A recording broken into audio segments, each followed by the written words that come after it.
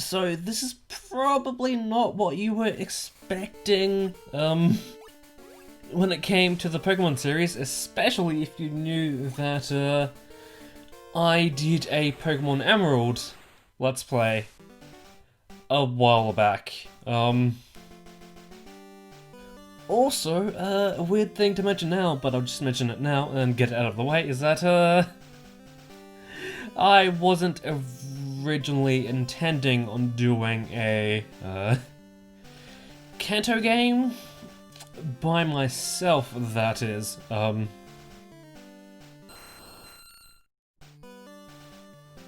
Okay. That really should have, like, tested out the whole, keyboard thing, like, earlier, before starting, but yeah, I had plans to do a Leaf Green Fire Red, co-op series, with a friend, but, that didn't go through because he's still trying to recover from technical difficulties. So, yeah, and, the one thing that inspired me to do this is, my recording of a main channel video that, hopefully should be out, like, after this. You know, it'll be a little bit weird to work on it as I'm working on this, but, you know, whatever. Okay, so normally I would call myself Ortiz and leave it at that, but I'm thinking, actually if it fits, that is, we let someone else take up the spotlight. Someone who, I don't know why I just started calling myself this for, challenge runs, but, for this Let's Play, we'll be, controlling Cockins, the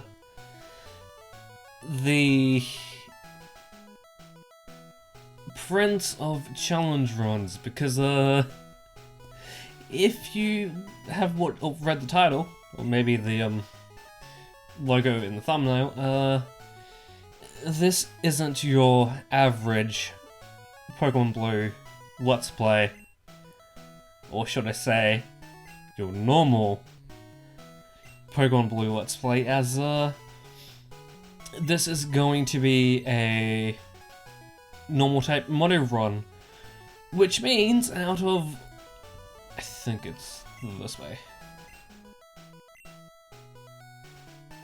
Not to get anal about this, but our rival will be named Anil.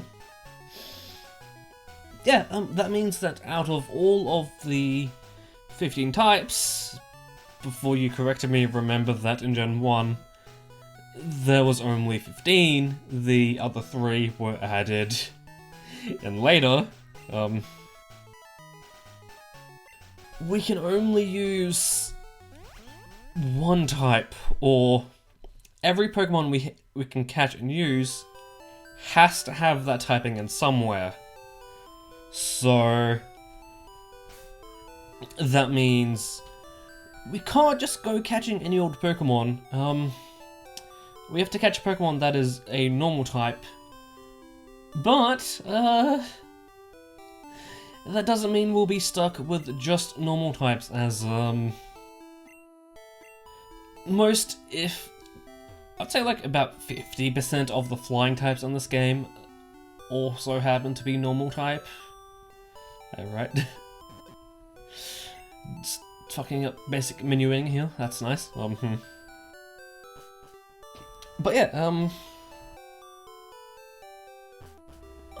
like, I guess the reason I'm choosing normal types is because, I wouldn't say they're near my favorite types, but the quality of normal types are somewhat surprising, as well as poison types. Like, probably wouldn't want to do another Let's Play where I go through and do a poison type mono run, but maybe I might do a main channel video where I do a poison type mono run, maybe. And yeah, normal types have a surprising quality. Okay, so despite the fact that none of the starters there are normal types, they still play a big part in this run, because while we can't choose, we can't use a starter, Anil over there can, and if I was smart about this, I would fuck Anil over and make it so that he has a starter that we can steamroll over quite easily. But thing is, I'd say about 50% of what his team becomes is easy, so let's give him a third Pokemon that we will have trouble with, or hopefully we'll have trouble with. So let's... Okay, just changing my brightness. I'm playing this on the Nintendo PC. Okay, we'll just go over what implications Charmander gives us. So if we were to choose Squirtle, Anil will have Venusaur. Remember when I mentioned the fact that about 50% of the normal type flying types in this game also happen to be normal types? Yeah, flying is strong against grass, and I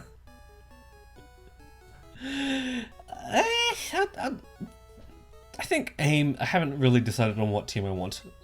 About 50% of our team will be flying types, so that's definitely not the path least traveled, I guess. If we took Bulbasaur, Anil will have Charmander, and thus Charizard. So, yes, while our stabs will be doing neutral damage, normal types have a hidden quality in that they're the most versatile in terms of their moveset. Pretty much, any move we get, chances are they'll be able to learn them. Even back in Gen 1. So, yeah, we could just teach one of our Pokemon Thunder and Charizard will be dead. And, if you're now wondering why Blastoise is the correct choice, well, Charizard doesn't only have one weakness. Well, electric type moves aren't its only weakness, it has multiple. So if we stumble across those moves, we could just, like, teach it to them and just use it against it. Blastoise, on top of being much more defensive, only has one other weakness, apart from electric, and that's grass. And, from what I've seen, not many normal type Pokemon can learn grass type moves. So, really, if we wanted to deal super effective damage, there would be only one way to do that, and that would be Thunder, and I guess Thunderbolt. So, yeah. Huh. And I think I won't be naming any Pokemon that we won't be using that also happen to not be normal type. So I don't know, Charmander. You won't be seeing the spotlight all that much.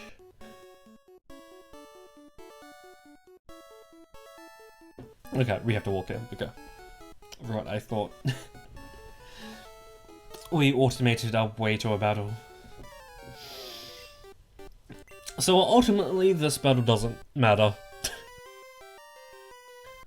Because, Charmander here will be spending a lot of time in the box. Like, a lot of time in the box. An embarrassing amount of time in the box, actually. Since, his only use that I can see right now, there's like a list of Pokemon I can think of that, do that job. So, yeah. Charmander definitely will not be spending enough time, a lot of time on our team. Okay, and also, I was debating about using a, Pokemon randomizer because on top of being able to, randomize what Pokemon you can find, you're also given a lot of control over certain elements of the game. Like being able to change what starter you get. Apart from the typical 3. And surprisingly, at the end of the game, Professor Oak will notice that you started with a different Pokemon than what you're supposed to, and still say its name. So that's good. But that being said, it's not really the best way to go about things. So yeah. Even though I am playing this on the Nintendo PC, so, you know, it is a thing I could do. And I think, yeah, for a part of that main channel video that I mentioned earlier, that's what I did. Only because that made things a little easier, I suppose. So, we should be getting oh wait, that's the Pokemon Center, right. This isn't Gen 5 and onwards where, the Pokemon Mart is in the PC. Well, Pokemon Center. I swear, flip-flopping between generations, has you trying to, figure out where you need to go for things. Okay, so we're finally catching, or about to be able to catch our first Pokemon. Don't mind Charmander over there.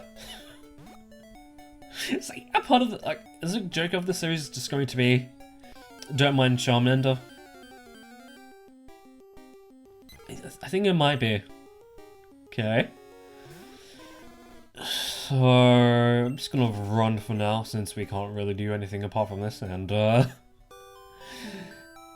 any experience we gain will be wasted on Charmander, as you know, for obvious reasons. Okay, yeah,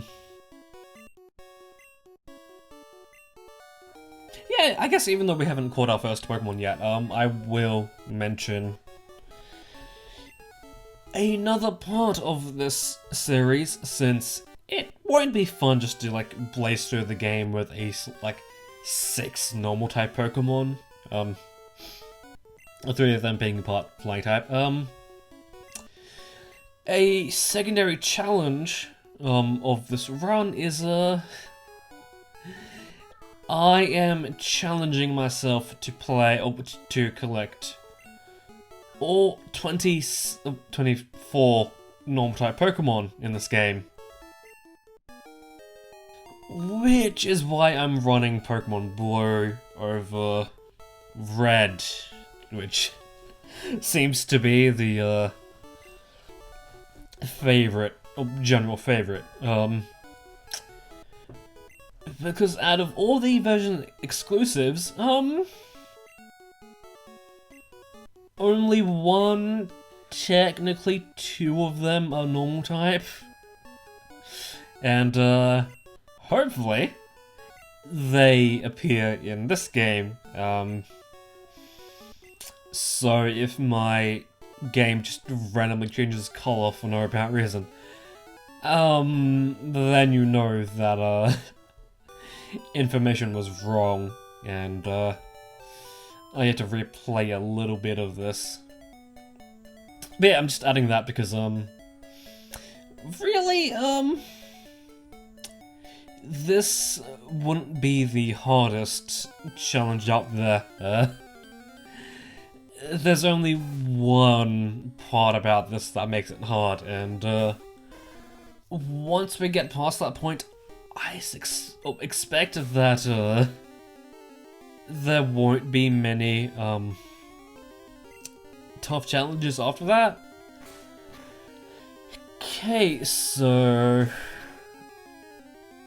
this will be our impromptu starter, as Oak didn't give me Pokeballs. Don't mind me then.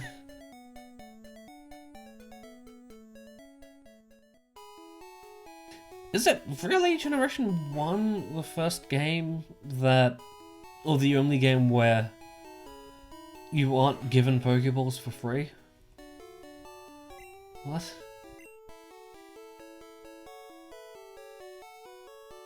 $10 will be a good standard for now. Also, because we're gonna be catching a few Pokemon, and some of them happen to be extremely tough, money's going to be short, or shorter than I would like, so I won't be catching every Pokemon the instant I can catch it, so if I skip over an area that has a Pokemon that we can catch, yeah, skip over an area that happens to have a Pokemon that we can catch, I didn't forget I'm going to come back later when we have more money and better Pokeballs. Okay, so,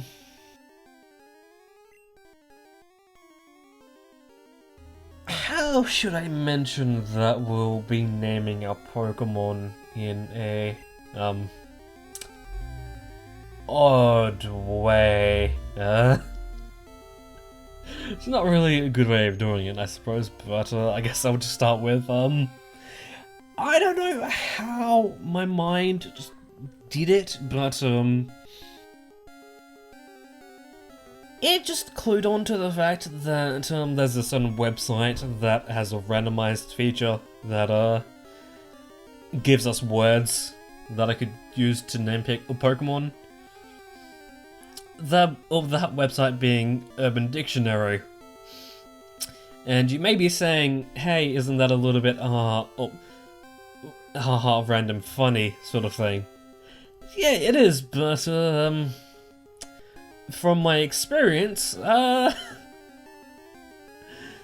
things I've ended up naming my Pokemon have been extremely hilarious. Like I did a run through of Pokemon Yellow, where I ended up having to name a Cloyster Euphemism. It's like Urban Dictionary knows what Pokemon I want to be naming. Okay, so, also, quickly before I switch over, I won't be using the first thing I see. I'll scroll down the list of randomized option it gives us, so to find the best pick I like. So see it when I've randomized a name for our Pidgey here.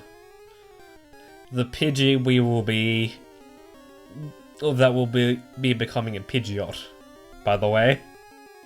This name is permanent. Despite saying I said, I won't be choosing the first thing I see,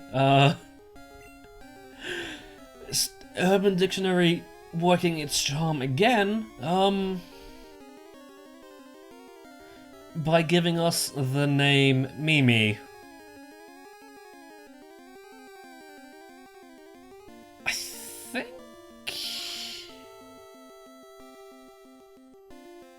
Yeah, I think I will, mention, have the description of the name pop up now-ish, or when I'm naming the Pokemon. Okay, so, Mimi the Pidgey, and eventually Pidgeot.